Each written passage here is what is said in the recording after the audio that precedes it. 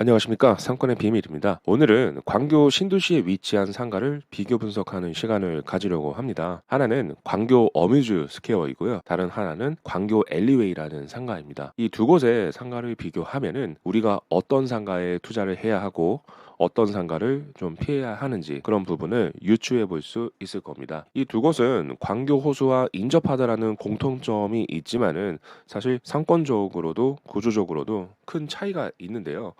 그중 하나가 바로 상가 MD 구성의 여부입니다. 여기서 상가 MD 구성이 어떤 것을 의미하냐면요. MD 구성이란 상가에 들어올 수 있는 업종을 구성하고 계획하는 것을 이야기합니다. 쉽게 말씀드리면은 입점 계획이라는 표현을 할 수 있을 것 같습니다. 상권이 형성되기 위해서는 이 MD 구성이 치밀하게 이루어져야 하는데요. 광교 어뮤즈 스퀘어와 광교 엘리베이 중에서 한 곳은 MD 구성이 계획에 가깝게 아주 잘 진행이 되었고 다른 한 곳은 제대로 된 MD 구성이 단기간에는 가능하지 못한 구조를 가지고 있습니다. 엘리웨이 광교는 수원 광교 신도시 광교 아이파크 단지 내 상가입니다. 엘리웨이 광교는 우리가 일반적으로 볼 수 있는 프랜차이즈 브랜드가 아니라 인터넷상에서 인기 있는 어떤 특색이 있는 그런 가게들 위주로 좀 채워져 있습니다. 그리고 브랜드 입점 문의를 한다 하더라도요. 제가 작년 9월 시점에서 한번 확인을 해 봤을 때는 그 당시에 카페, 돈가스, 미용실 등의 몇몇 업종에 대해서는 현재 입점을 허용하지 않는다라고 이야기를 하더라고요.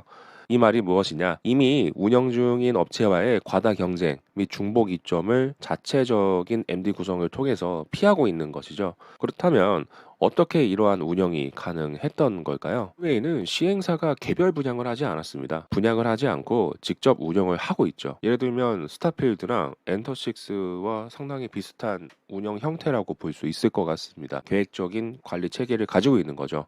이렇게 하다 보니 이제 기획력 있는 상가의 구성이 가능해졌고 그리고 대형 프랜차이즈의 입점을 초기부터 허용하지 않았습니다. 이렇게 하다 보니 쇼핑몰 내에서 일부 유명 브랜드만 활성화가 되는 그런 기현상이 발생될 수 없는 구조죠. 실제로 그 일부 브랜드만 매출이 나오고 나머지 브랜드에 대해서는 정상적인 운영이 힘든 그런 장소도 존재하는데요. 지금 머릿속에 있는 상권 중에는 그 일산에 있는 가로수길이라는 상권이 하나가 있는데 실제 전체 상권은 많이 좋지가 않죠. 상황이 상당히 안 좋은데 오로지 스타벅스만은 그래도 어느 정도의 매출이 발생되는 그런 쏠림 현상을 가지고 있죠. 어찌됐건 개별 상가와 전체 상권이 어우러지는 이런 윈윈이 가능한 구조를 만들었고 그렇기 때문에 실제 많은 사람들이 좀 주목을 하고 있는 그런 상권 중에 하나입니다. 근래에 신축 아파트의 3m 수준의 아주 좁은 면적으로 비효율적인 구조를 가지거나 너무나 과도한 분양가로 향후에 공실이 발생될 수밖에 없는 그런 구조를 가진 곳이 많은데요. 엘리웨이 광교의 경우에는 이런 부분에 있어서 상가 MD 계획을 통해 상가 구조가 만들어지고 그에 맞는 브랜드의 입점이 이루어졌기 때문에 임차인 입장에서는 수익성이 증가될 수 있는 부분이 있고 내가 어디를 가도 좀 구매할 수 있는 것들이 많구나라는 느낌을 줄 수 있겠죠. 그리고 다른 곳에서는 볼 수 없는 그런 차별성 있는 아이템을 접할 수 있는 그런 힙한 장소가 되었다고 생각합니다.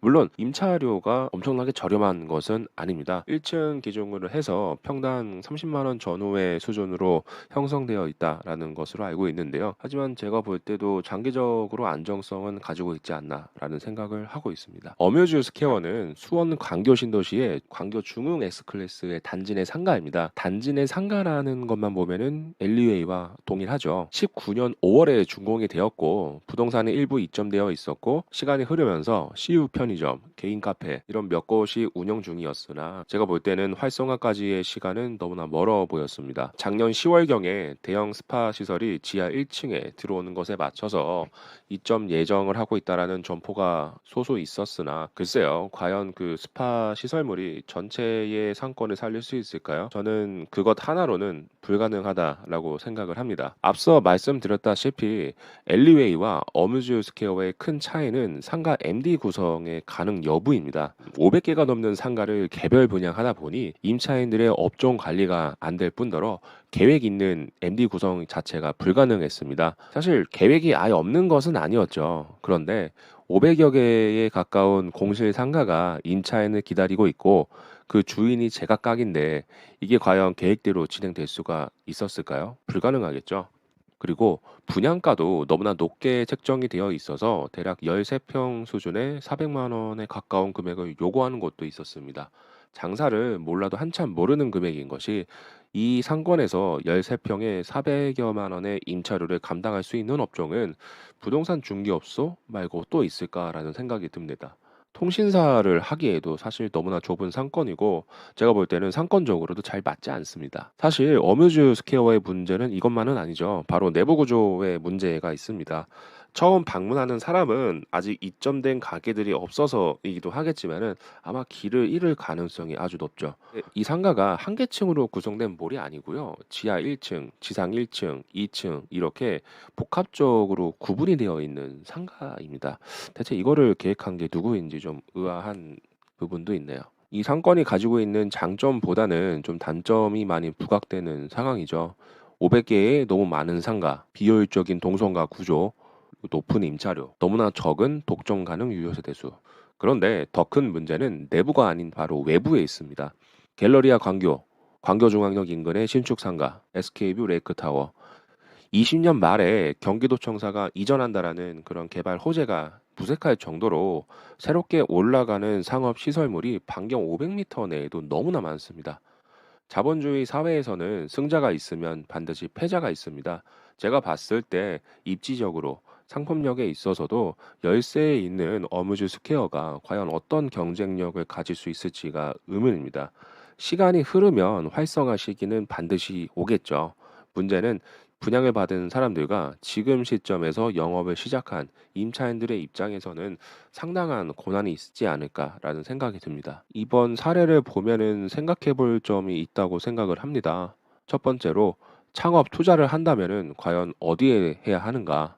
두 번째, 분양을 받기 전에 본인이 원하는 수준의 임차료를 과연 임차인이 감당할 수 있을지를 생각해 볼 것.